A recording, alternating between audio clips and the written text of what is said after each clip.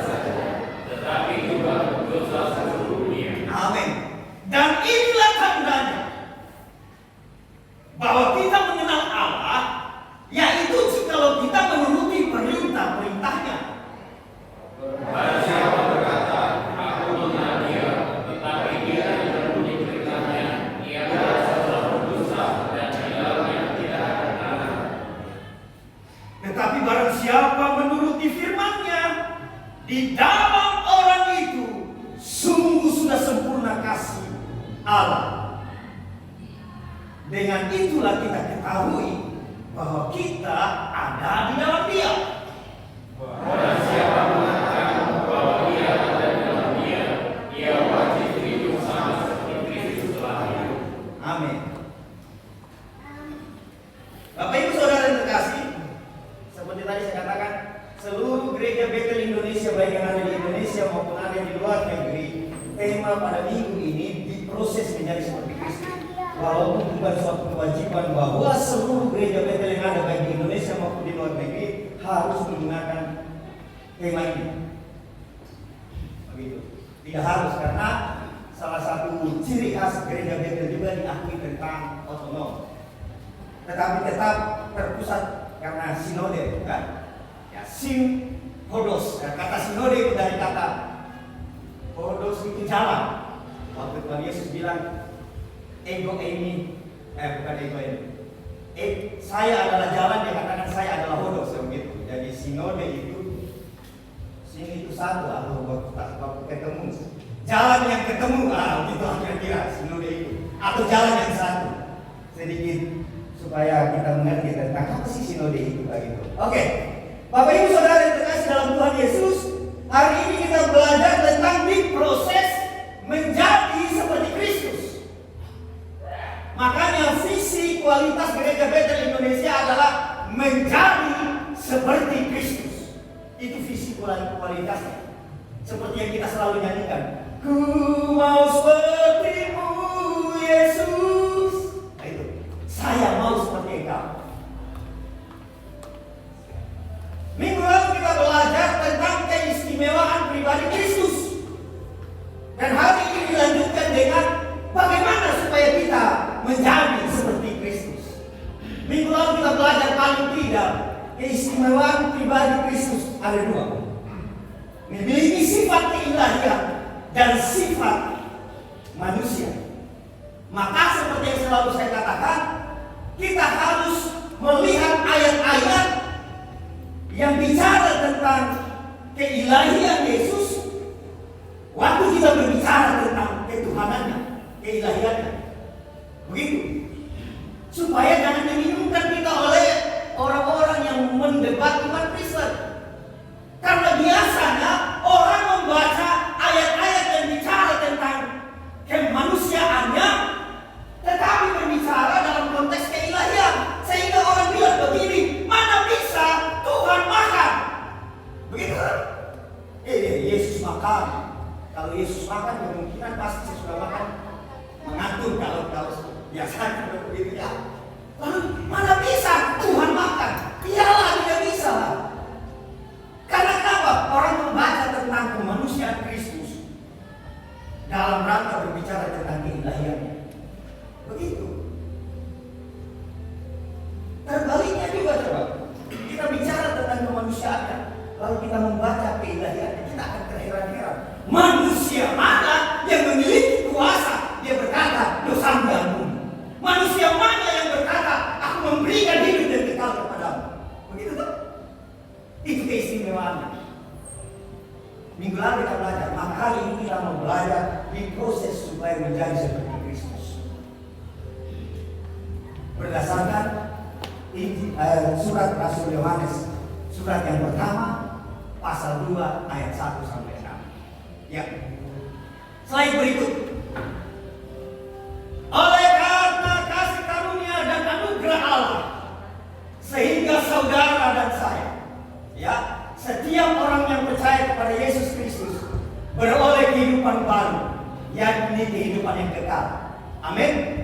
Amin. Efesus pasal 2 bilang apa? Ayat 8. Sebab karena kasih karunia kamu diselamatkan melalui iman saja. Dan itu bukan hasil usahamu, pemberian Allah.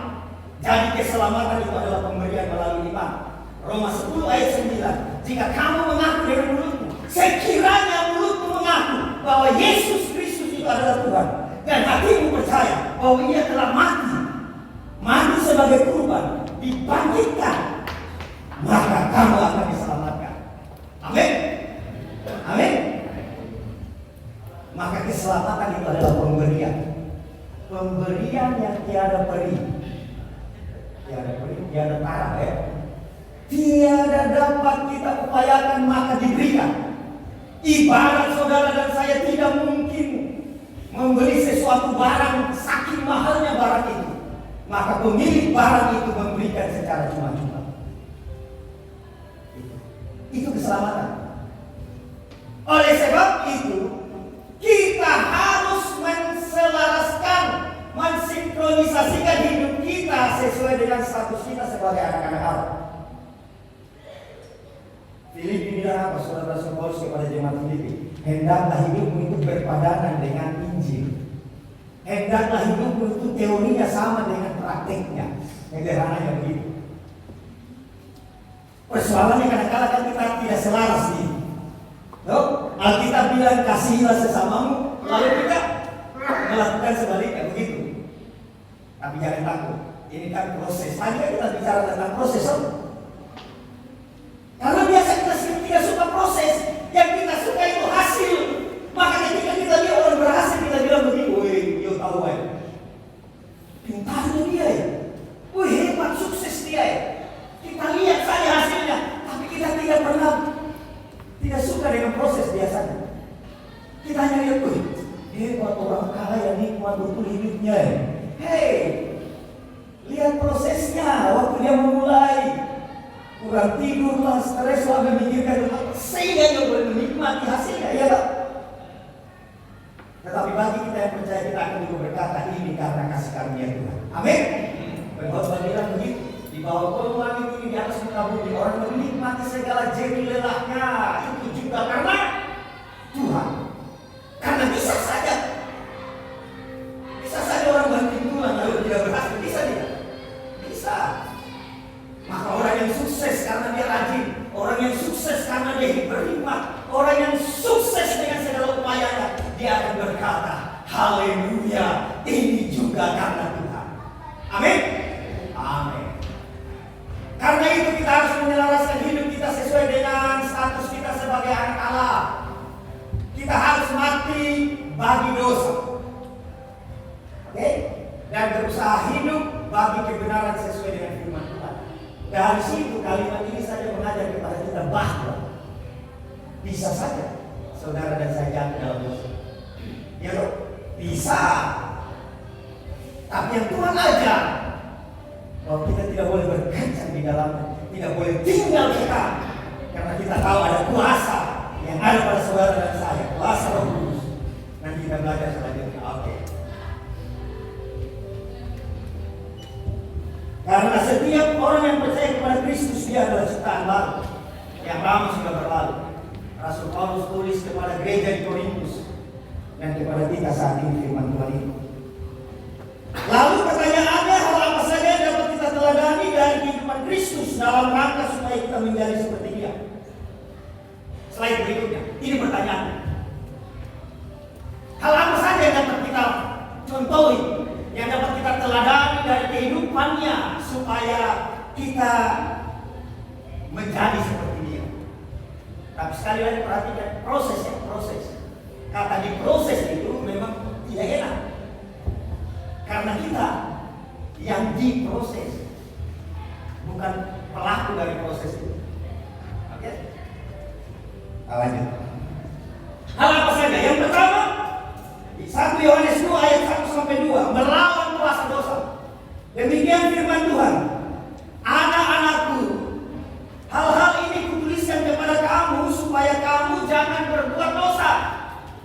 Di Injil Yohanes menulis bahwa Injil ini ditulis. Masih banyak hal yang belum ditulis, tapi cukuplah apa yang ditulis ini supaya kamu percaya bahwa Yesus Kristus adalah Tuhan. Dengan demikian kamu selamat. Injil bilang begitu.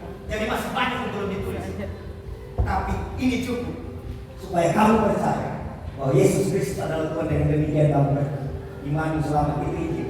Kemudian di suratnya ini Rasul Yohanes bilang begini, ini kutuliskan kepada kamu supaya kamu jangan berbuat dosa. Namun bukan bersifat permisif, ini bukan mengoleri, tidak. Tapi memang begitu faktanya. Jangan kamu berbuat dosa. Namun sekiranya, namun jika seorang berbuat dosa, kita mempunyai seorang pengantara pada Bapa. Kita mempunyai seorang parakleton pada Bapa.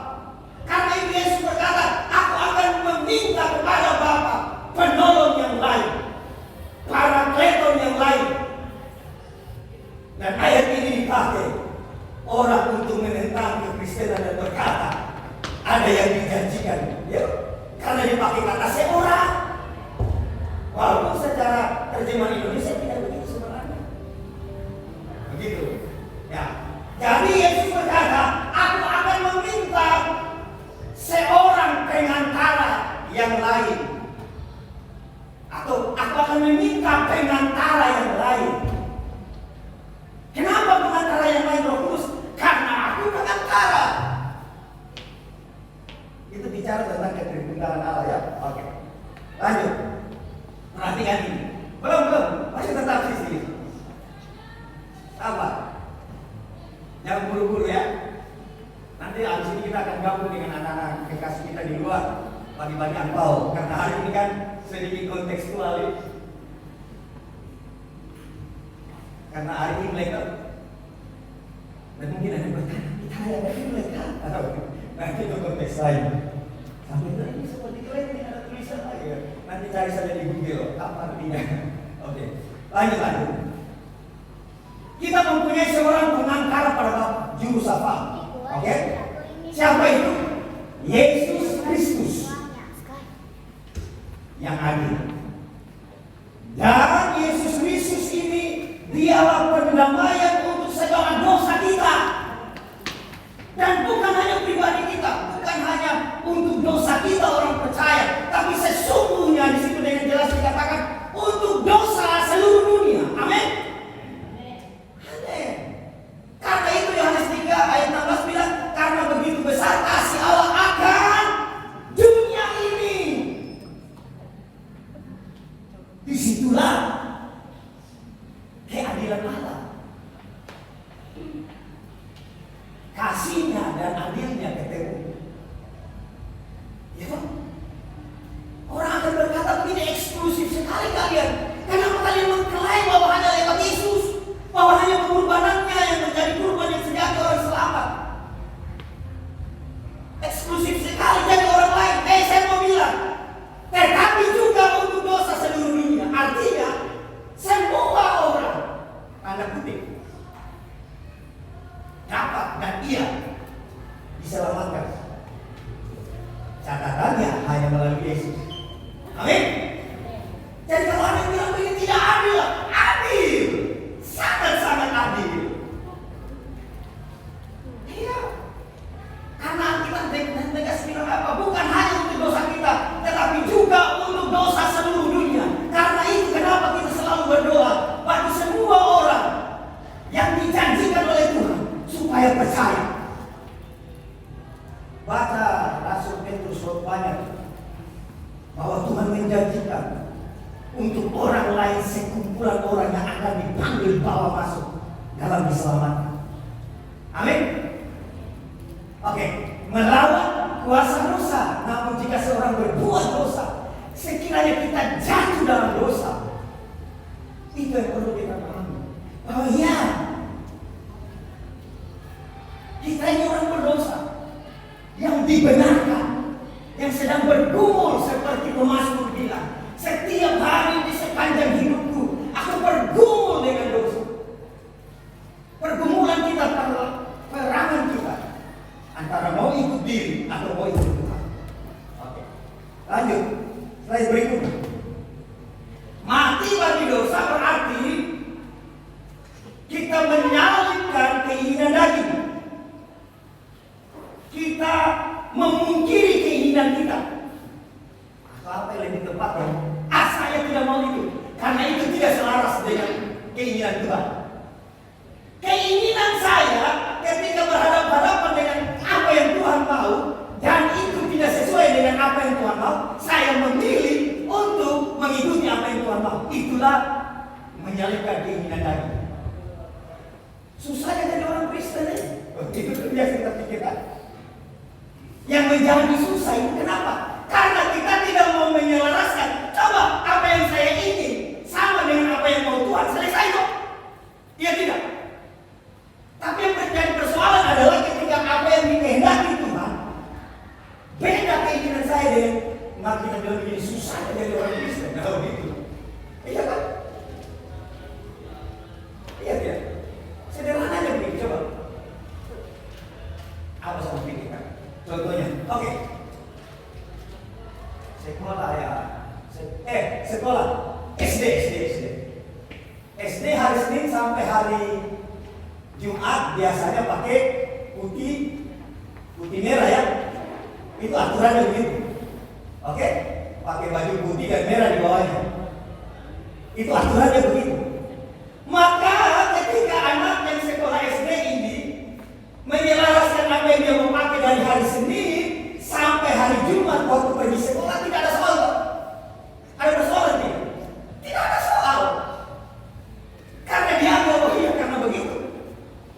Seragamnya begitu. Tetapi ketika keinginannya tidak diselaraskan dengan yang dikehendaki pihak sekolah, maka susah hidupnya. Iya tidak? Gitu. Oke. Ini namanya proses. Ya karena ini proses yang memang kadang-kadang kita tidak suka ya. Nah, oke. Mati bagi dosa berarti menyalibkan keinginan daging karena kita perhatikan ini sudah terbebas dari kuasa dosa. Masih bisa berdosa? Iya masih jatuhlah. Tapi perhatikan, kuasa dosa, kita terbebas dari kuasa dosa. Sehingga sesungguhnya pada hakikatnya saudara dan saya bisa bilang sama dosa, tidak. Iya kan? Iya. Hanya persoalannya kan kadang-kadang seperti iklan saya, katakan tidak pada korupsi. Tidak. Kadang-kadang kita, karena kita tidak tahu bahwa sebenarnya kita punya kuasa untuk bilang sama dosa, tidak. Kan firman Tuhan bilang begitu. Setiap orang yang dalam Kristus dia adalah ciptaan baru. Yang lama sudah berlalu, yang baru datang. Jadi apa-apa yang bertentangan dengan kehendak Tuhan, kita bisa bilang tidak, saya tidak melakukan. Itu. Dan ketika kita memutuskan untuk tidak melakukan itu, sebenarnya kita sedang menyalibkan, membunuh apa yang diingini dari kita. Dan itu biasanya sakit. Ya tahu? Sakit karena keinginan kita. Menjadi manusia baru berarti kita harus menanggalkan segala dosa dan kebiasaan buruk kita dan belajar untuk hidup taat kepada firman. Yang namanya belajar kan tidak ada selesainya sampai mati. Karena itu saudara dan saya ini adalah murid Kristus, pengikut Kristus.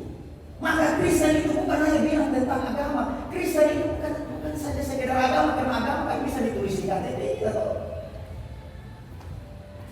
Tetapi menjadi Kristus, menjadi pengikut, ini yang perlu dipelajari. Kita di belakang Kristus, dia di depan. Waktu Tuhan Yesus belok kiri, kita di belakangnya belok kiri. Ya dong. Waktu Tuhan Yesus belok kanan, kita ikut di belakangnya belok kanan. Begitu.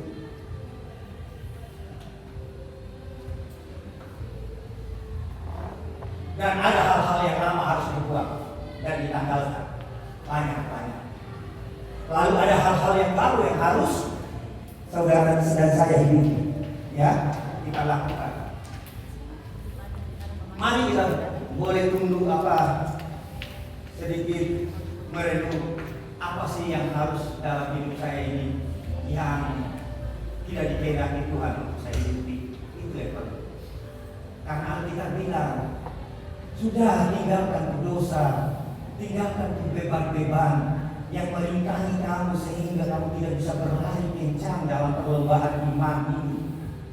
Itu gitu tuh firman Tuhan bilang tuh. Banyak hal, tapi mari kita belajar. Kenapa? Karena kita punya kuasa untuk itu. Kuasa untuk melawan dosa. Amin. Amin. Amin.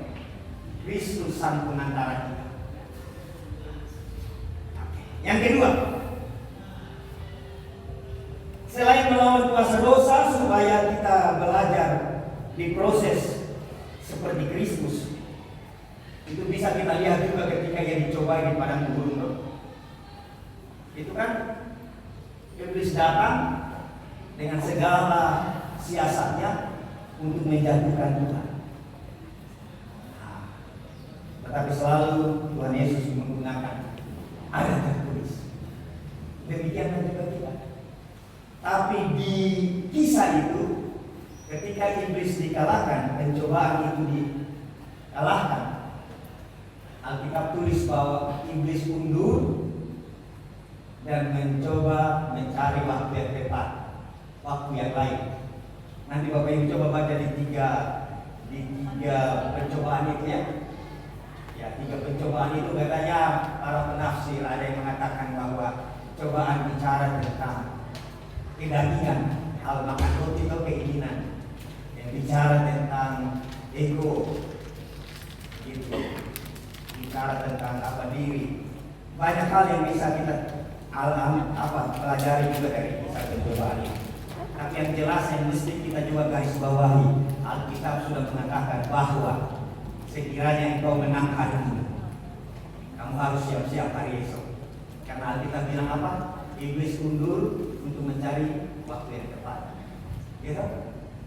Dan di film The Passion, saya suka bilang film The Passion, Mel Gibson sebagai seorang sutradara mencoba menggambarkan iblis mencoba Yesus kembali di taman Getsemani ketika Tuhan Yesus berperang antara menuruti keinginannya atau menuruti keinginan Allah Bapa di surga.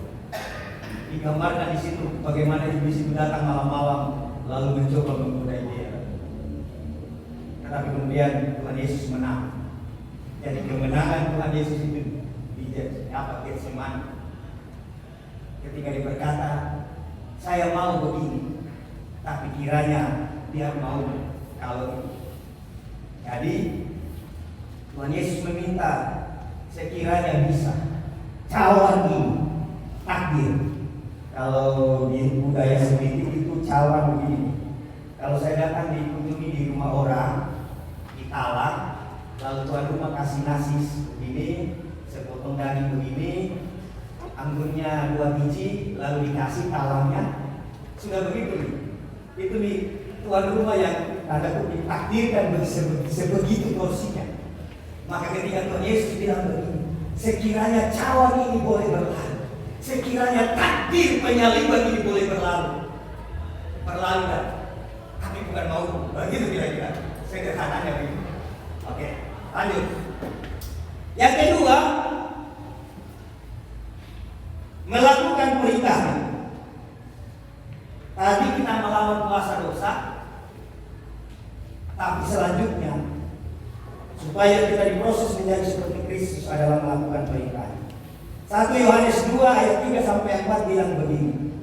Dan inilah tandanya, inilah buktinya, inilah indikasinya, inilah indikatornya, inilah tolok ukurnya, bahwa saudara dan saya ini mengenal Allah kalau kita turut kepada perintah-perintahnya.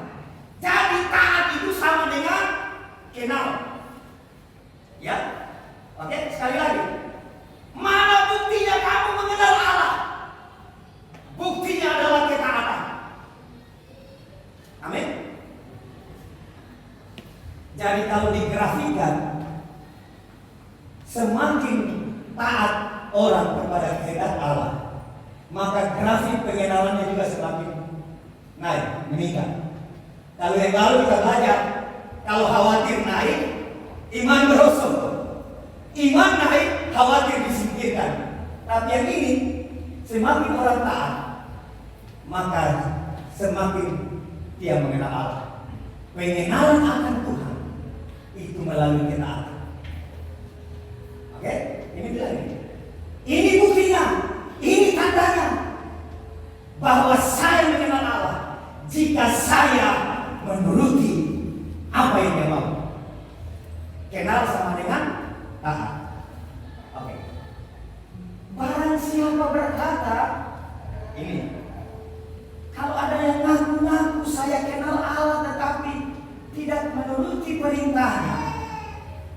dia adalah seorang pendusta. Ya. Dan dijamin tidak ada kebenaran di dalam orang itu. Kalau ada yang mengaku saya kenal Allah tetapi tidak menuruti perintah, saya seorang pembohong. Lah kamu bohong. Oke? Taat sama dengan kenal. Oke? Kenal itu sama dengan taat. Pengenalan kepada Allah dibuktikan, dimanifestasikan, diejawantahkan, dihidupi dalam bentuk ketaatan. Oke. Slide berikut. Alkitab berkata bahwa orang percaya harus memahami budinya agar dapat membedakan mana kehendak Allah dan mana yang bukan. Rasul Paulus menulis kepada jemaat di Roma seperti itu. Roma 12, dan itu firman Tuhan juga. Berubah loh cara kamu melihat, berubahlah cara kamu memandang. Jangan diselaraskan dengan cara dunia ini memandang kamu. Berubahlah oleh pembaharuan budimu dalam rangka supaya kamu bisa tahu yang mana yang benar nih. Ini kehendak Allah tidak?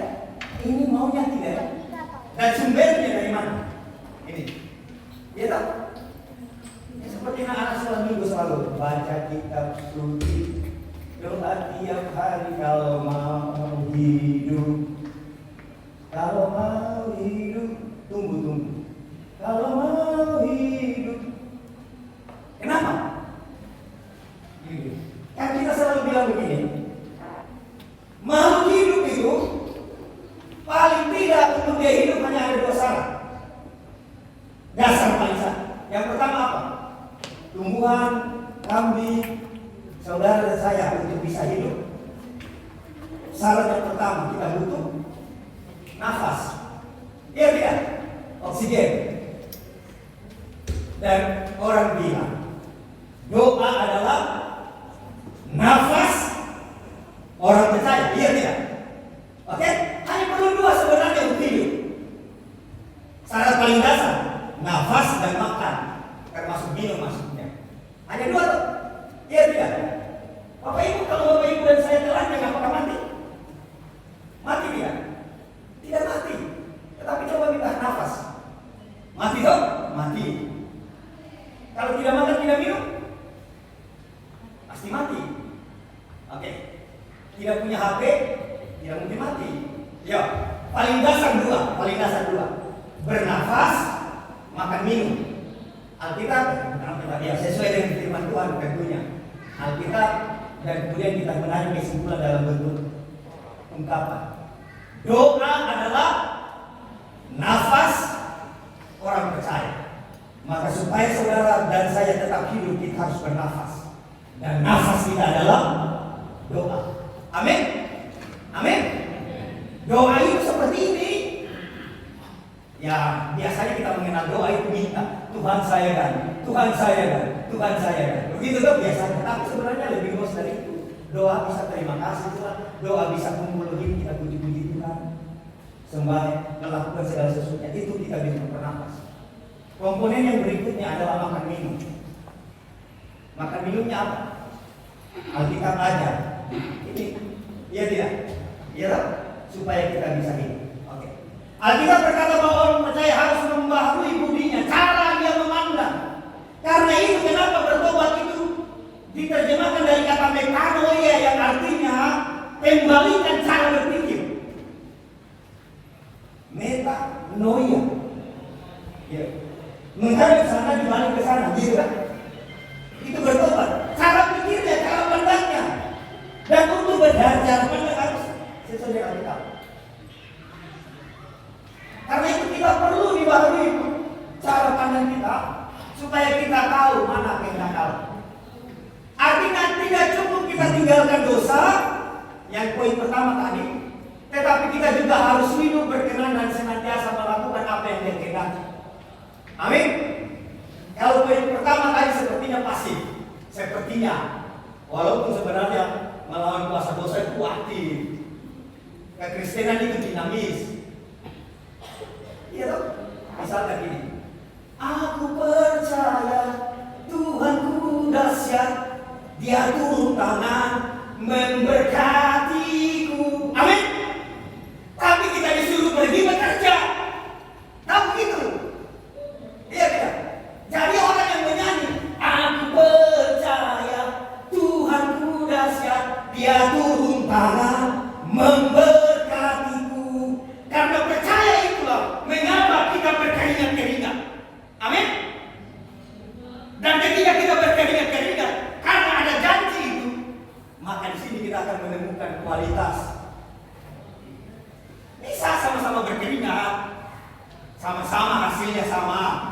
3 karung, saya 3 karung.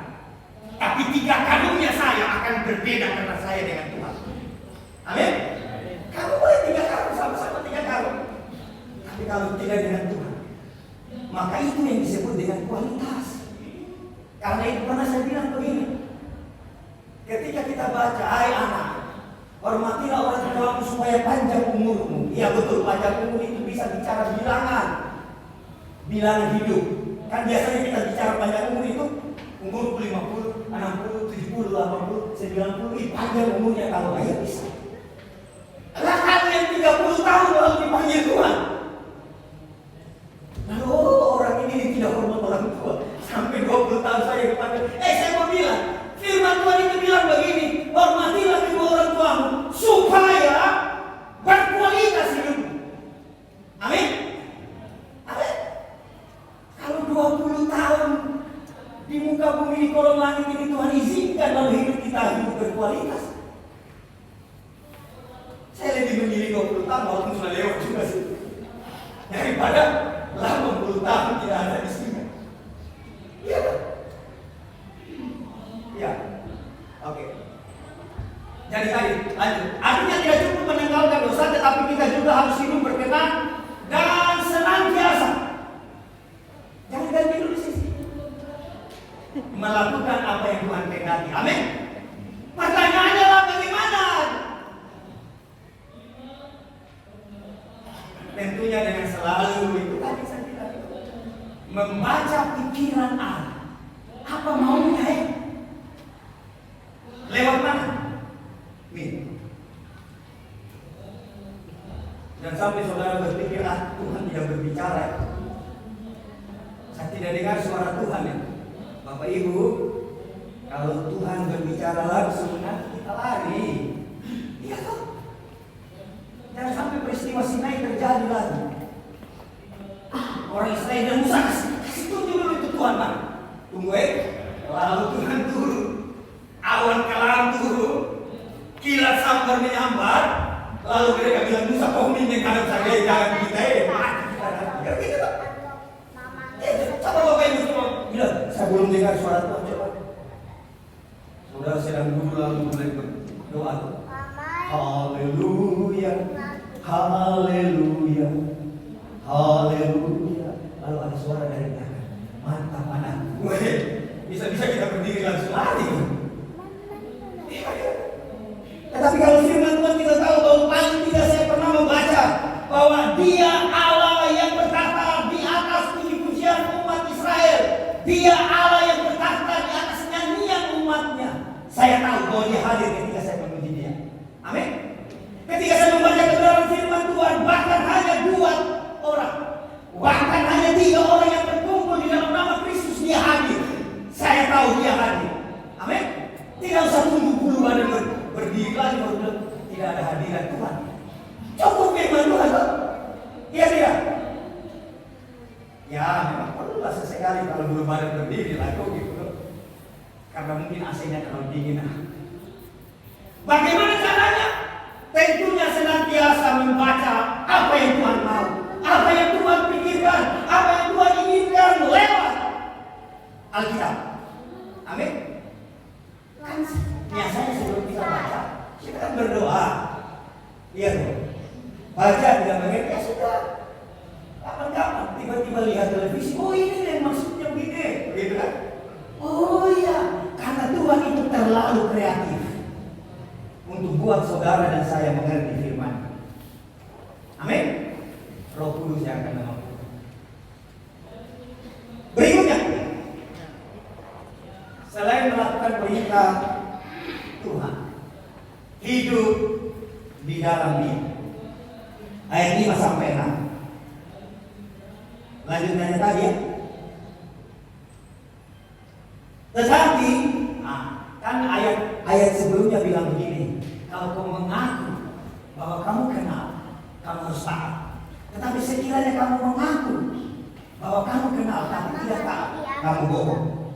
Nah itu. Lalu ayat selanjutnya ayat 5 bilang begini, tetapi barang siapa taat, ya, barang siapa melakukan apa yang Dia kehendaki, barang siapa mau menuruti firman Tuhan, di dalam orang itu sungguh sudah sempurna kasih Allah.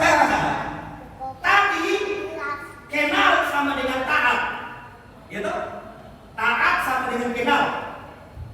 Sekarang firman Tuhan bilang begini, kalau orang itu taat, kalau orang itu saudara dan saya menuruti firman Tuhan, sungguh sudah sempurna kasih Allah.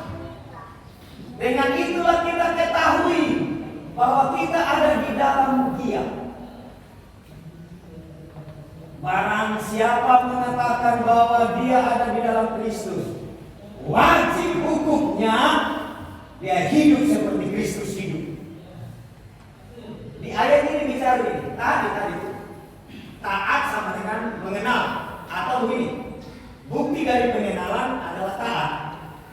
Oke? Sekarang barang siapa menuruti firman-Nya, ketaatan itu adalah aplikasi, bentuk, wujud nyata dari cinta kepada Dia. Makanya Bapak Ibu Saudara terkasih dalam Tuhan, waktu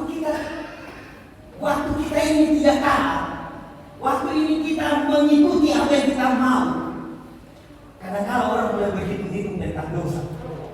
Ya memang dosa secara sederhananya itu tidak melakukan kehendak Tuhan, walaupun sebenarnya kita melakukan. Bahkan melakukan pun dengan sampai pada taraf seperti yang Tuhan tidak sampai kepada Tuhan, itu dosa. Karena kata dosa itu sendiri kena panah, disuruh panah mata burung, matanya kau tembak matanya, lalu kena burungnya tapi bukan matanya, itu tetap tidak hidup. Itu sebenarnya dosa itu. Jadi sebenarnya kalau hitung-hitung amal dengan dosa untuk selamat, saudara dan saya tidak akan mungkin. Karena kita akan bilang, burungnya mati. Iya, kena burungnya di perutnya, tapi saya suruh matanya. Iya. Jadi kalau mau hitung-hitung amal perbuatan lalu mau sungguh Tuhan dengan segala kesalehan lalu mau cuci dosa, tidak mungkin. Oke. Barang siapa menuruti firman yang di dalam orang itu sungguh sudah sempurna kasih Allah.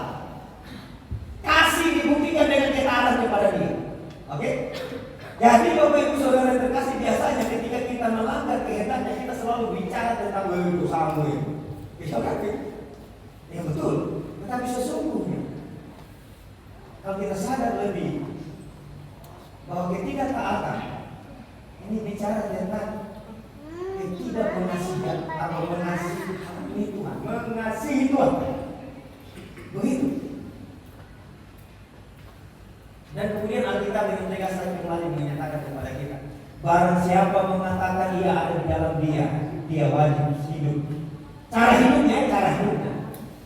hidupnya sama seperti Kristus telah hidup. Cara hidup Kristus dibawa dalam hidup kita. Itu maksudnya hidup di dalam Dia. Jangan sampai kemudian Bapak Ibu lihat foto Tuhan Yesus yang digambar rambutnya panjang, lalu kita rame-rame panjang rambut. Bukan begitu maksudnya. Lagian itu kan rekayasa saja. Maka kadang-kadang juga itu orang bilang begini pun. Ada yang lucu, saya nonton di YouTube. Ada orang tinggalkan Kristus. Ini lucu sekali. Makanya minggu lalu saya bilang begini. Ortopraksis itu penting, tapi ortodoksi juga penting. Melakukan kehendak dalam ketaatan itu penting, tetapi pengajaran, mengerti tentang kebenaran itu penting. Karena Alkitab bilang umat binasa karena tidak mengenal, tidak memahami tentang aku. Maka ada sebuah YouTube, ada orang bilang ini betul, orang Kristen bilang ini. Kenapa saya tinggalkan iman Kristen? Karena saya sudah selidiki di semua dunia ini gambar-gambar Tuhan Yesus itu berbeda. Iya. Saya lihat di Afrika itu gambarnya itu orang hitam. Gambar-gambar Tuhan Yesus di bagian timur sana mata-mata sipit. Di Eropa rambut-rambut keriting, rambut kuning. Karena itu saya mengambil kesimpulan bahwa ini bukan agama benar, karena gambar Tuhannya saja berbeda-beda. Iya. Jadi lucu. Iya loh.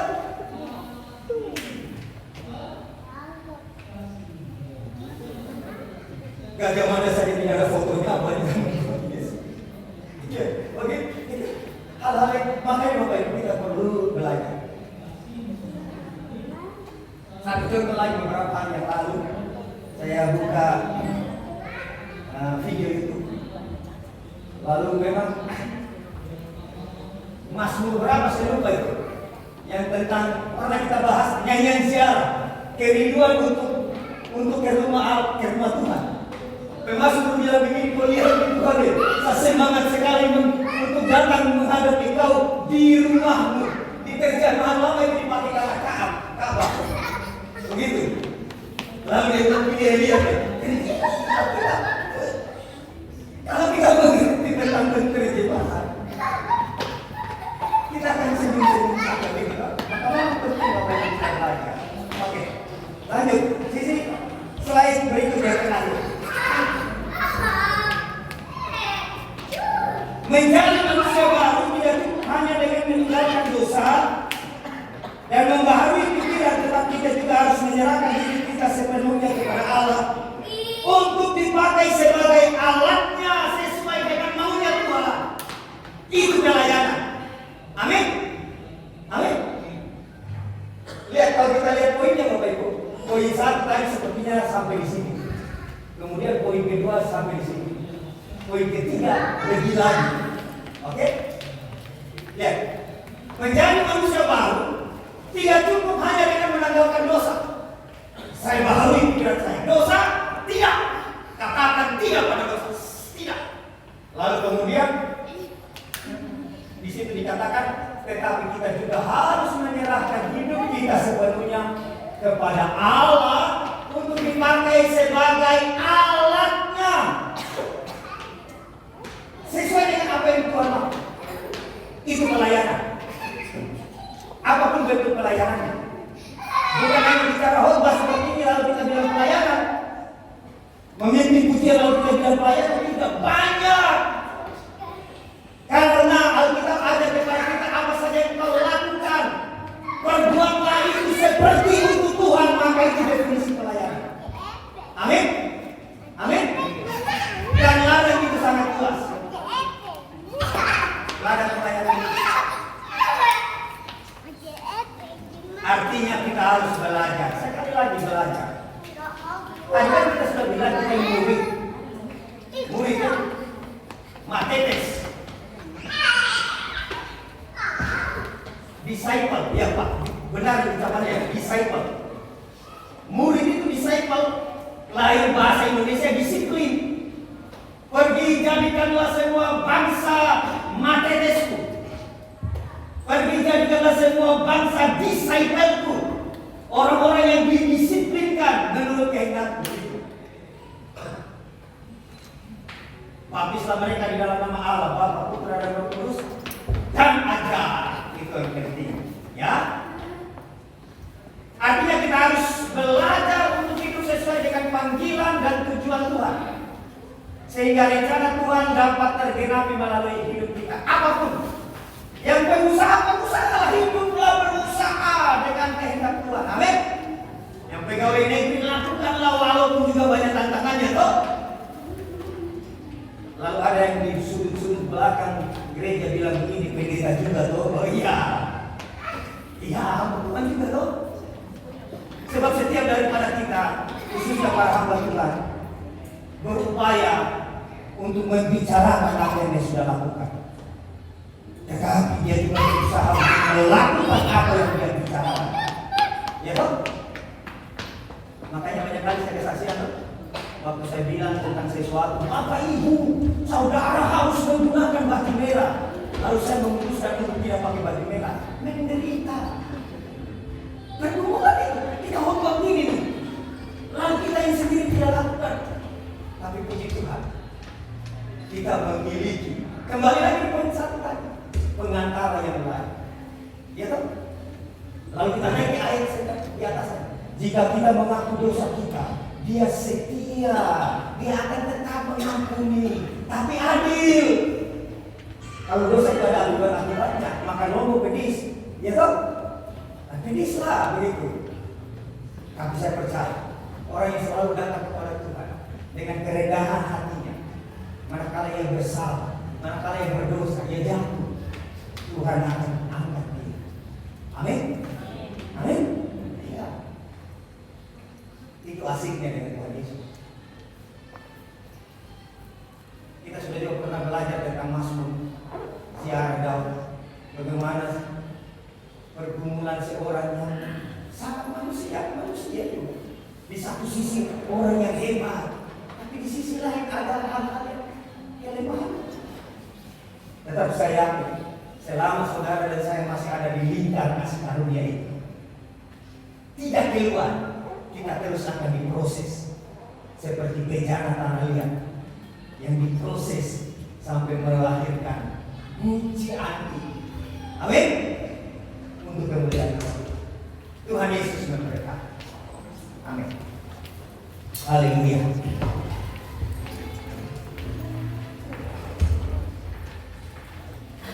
Kita mau berdoa. Kita nyanyi dulu lagu Bagaikan Bencana.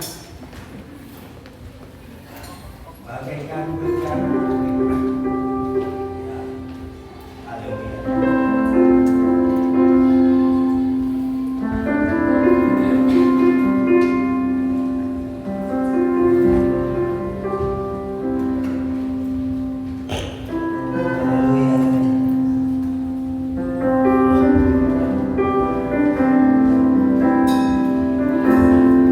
Mari kita nyanyikan pujian ini dengan sungguh-sungguh sebagai doa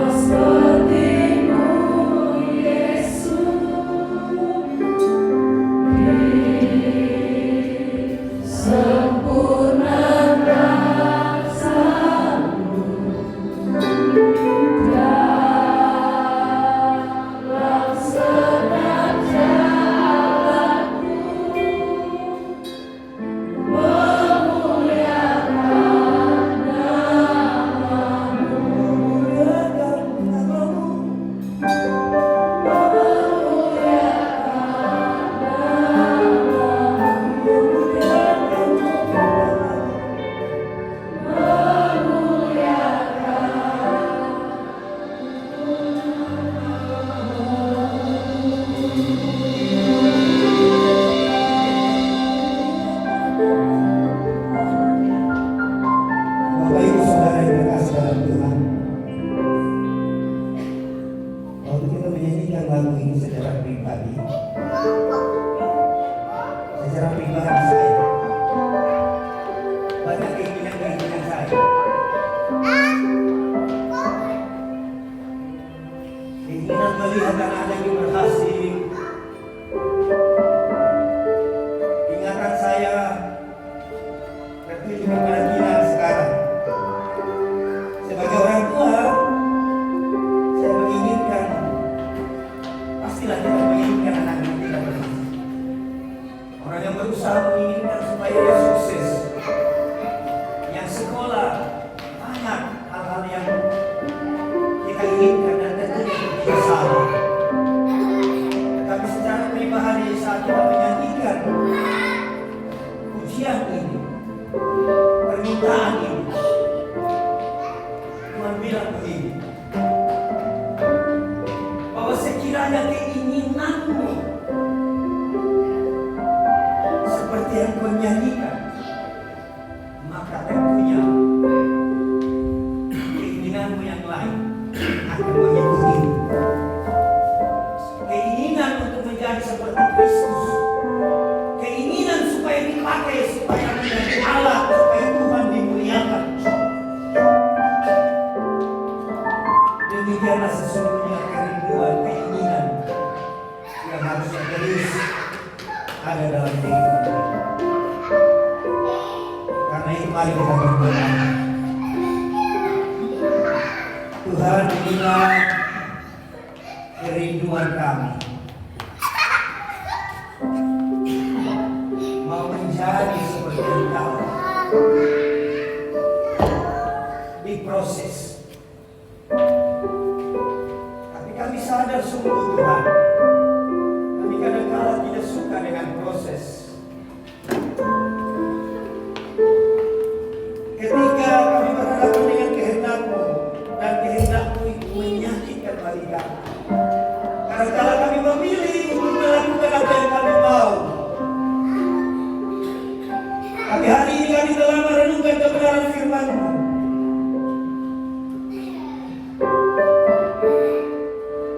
Karena itu kami minta Roh Kudus buka hati kami untuk kesanggupan ini, supaya kami sungguh dengan segala kerelaan ketika kami keluar dari tempatnya dan Tuhan memperhadapkan kami dengan situasi, keadaan, kondisi di mana di sana Tuhan izinkan itu supaya kami diproses. Tuhan tambahkan hati kami, urapi kami supaya kami sanggup memutuskan untuk kami tunduk kepada kehendak-Mu sebagai bukti bahwa kami kenal Tuhan, sebagai bukti bahwa kami mengasihi. Karena itu hamba mengangkat tangan bagi kami semua. Ini kami kawan dan domba milik kemuliaan-Mu, umat ketebus-Mu Tuhan. Di mana masih ada takia padamu, yang tak terbaik. Uyalah masan takia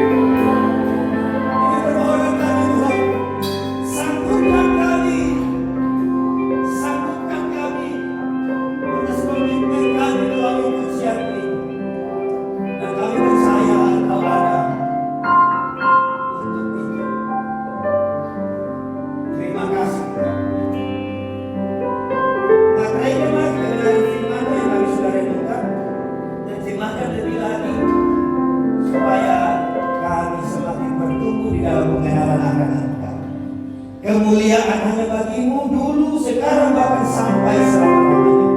Demi Kristus Yesus Tuhan kami berdoa, dan setiap jemaat yang diberkati melalui pemberitaan firman Tuhan, mari sama-sama katakan amin. Silakan duduk Bapak Ibu.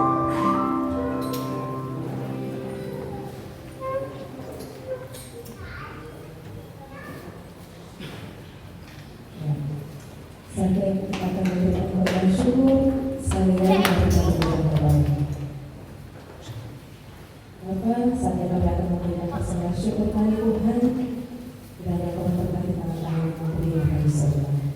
Dan apa yang kami beri semua pun berkenan di hadapan.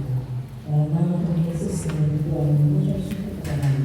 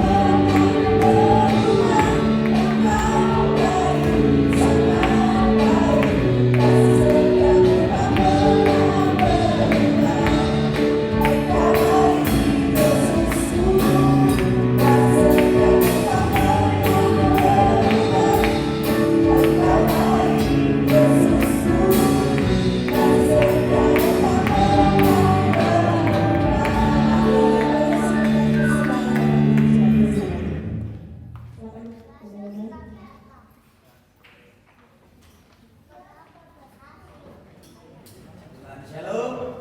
Ya, Bapak Ibu Saudara terkasih, kita akan melihat beberapa penyampaian. Yang pertama, bahwa sepanjang bulan ini tetap ibadah kategorial kita belum diadakan, nanti masuk bulan 2 baru akan ada kategorial. Ya, yang kita mulai dari yang berulang tahun pekan ini. Hari ini anak dikasih Yoyo berulang tahun, dan juga pada tanggal 25 Januari nanti Samuel 25 Januari 2023. Tuhan Yesus memberkati anak dikasih kita yang berulang tahun pekan ini. Kemudian Kamis tanggal 26 Januari tahun 2023, seperti biasa akan ada latihan untuk persiapan ibadah raya. Minggu depan kita akan dipimpin beribadah Ibu Gembala, singer Saudari Nidar, Saudari Abigail, kemudian LCD, Saudari Sandra, musik Bapak Sete, Wijaya Bapak Benham, Saudara Bensowi, dan Saudari Asya Manto. Berikutnya ibadah sekolah minggu pada ibadah raya minggu depan yang akan memimpin puji-pujian Ibu Desi Dombe, pendamping Saudari Irene, Saudari Flora, kemudian untuk yang mengajar di kelas kecil Ibu Desi Dombe, lalu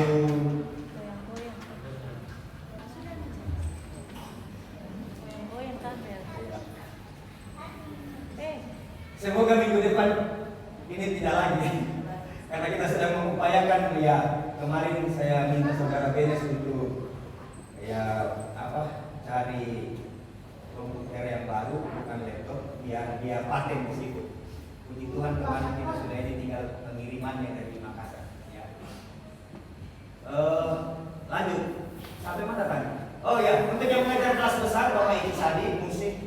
juga yang akan melayani di musik Bapak Ibu Sadi. Kemudian di dress code pakaiannya nanti seragam sekolah minggu warna hijau. Ya, mohon diperhatikan seragam sekolah minggu warna hijau. Kalau hari ini anak-anak generasi kita dihimbau baju merah sebab hari ini kita merayakan Imlek. Merayakan dalam konteks budaya bukan dalam konteks iman, tapi di dalamnya banyak nilai-nilai iman loh. Seperti yang kita janjikan tadi, bersyukur, kemudian penyertaan Tuhan, berbagi, ampau. Maka hari ini setelah selesai ini ada dari beberapa kita, puji Tuhan, terima kasih untuk keluarga-keluarga yang mendukung, karena setelah ini anak-anak akan dibagikan ampau. Termasuk saya mewakili ada keluarga yang tidak sempat hadir karena mereka ada acara keluarga, maka saya akan wakilkan. Berikutnya Bapak Ibu Saudara terkasih dengan di dalam Tuhan, ini dengan kita saya memperkenalkan saudari Lydia Ningsi, ya puji Tuhan, saudari kita ini dari STT Anugerah, ya puji Tuhan dia ada di Bau dan berjemaat bersama-sama. Nah, kami sudah ketemu, ada harapan-harapan supaya dia juga boleh melayani dengan talenta, dengan ilmu yang dia peroleh selama sekolah di Sekolah Tinggi Teologi Anugerah Surabaya. Lalu kemudian dia sempat tiba di Bali. Selamat bergabung dengan keluarga besar GBI. Berikutnya keluarga Pak Yohanes, ya Pak Bapak Yohanes Agus dan Ibu Maria C juga bersama-sama dengan kita berjemaat bersama. Minggu lalu kita sudah ketemu, bahwa kami sudah berbincang juga harapannya seperti yang lalu, bahwa inilah keluarga GBI yang penuh dengan potensi-potensinya, tapi yang banyak juga kelemahan-kelemahan. Karena kita sedang diproses dalam rangka untuk menjadi seperti Yesus. Ya, selamat bergabung bersama keluarga ini. Tuhan Yesus memberkati. Mari kita bangkit berdiri, kita akan akhiri ibadah. Hallelujah.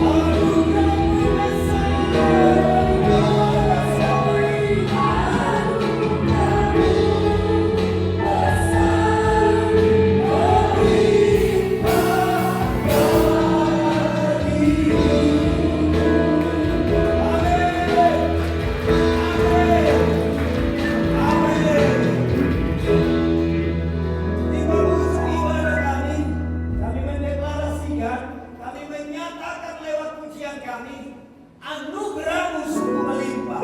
Dan sebagaimana janji-Mu, apa yang kami perkatakan di hadapan-Mu itu yang akan Kau perbuat atas hidup kami.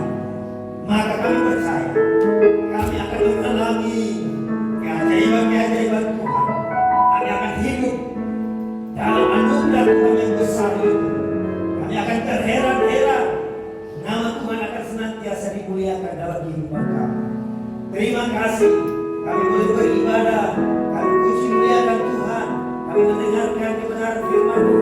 Sekarang kami akan kembali ke rumah kami masing-masing. Namun kami mau berdoa secara khusus bagi anak kekasih Jojo yang hari ini berulang tahun. Tuhan berkati, tumbuh kembangnya, kami percaya Tuhan yang akan senantiasa ada baginya.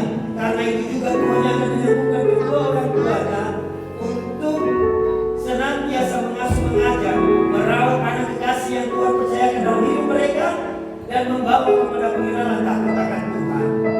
Maka kami berdoa juga beberapa hari ke depan, anak kekasih Yesus yang mulia yang akan berulang tahun, Tuhan juga berkati sebagaimana Tuhan memberkati Jojo hari ini. Kami berdoa secara khusus saat ini Tuhan, kami mendukung terus buat Ibu Sinta dalam proses kesembuhannya. Tuhan berkati, kuasai dengan kami sejahtera hati, pikir dan perasaannya, supaya nama Tuhan dimuliakan. Kau menjadikan dia alat-Mu untuk hormat kemuliaan nama-Mu. Dan bagi kami terus mengangkat hati, mendukung ia di dalam doa Tuhan. Kami bersyukur kepada kami percaya rancangan-Mu, rancangan damai sejahtera itu yang kami percaya baginya, bahkan bagi kami semua. Jadi saatnya kami akan kembali ke rumah kami masing-masing. Namun sebelumnya layakkanlah hamba-Mu